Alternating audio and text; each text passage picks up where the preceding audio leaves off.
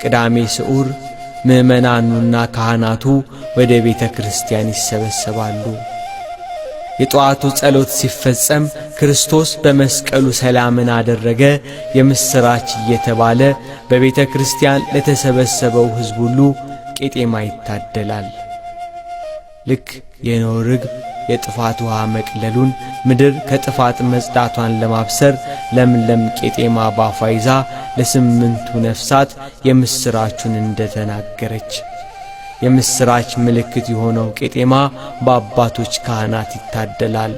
ሕዝቡ ቄጤማውን እያሰረ እንደ ኖኅ ርግብ በክርስቶስ ቤዛነት በጌታ መሞት የኀጢአት ባሕር ደረቀ፣ ኀጢአት ሞተ ነፍስ ከሰው ልጆች ተወገደ፣ ለአዳምና ለልጆቹ የምስራች ተበሰረ፣ ገብረ ሰላመ መስቀሉ በመስቀሉ ሰላምን አደረገ፣ ሰላምን ፈጠረ ይላሉ ለሚመለከታቸው ሁሉ።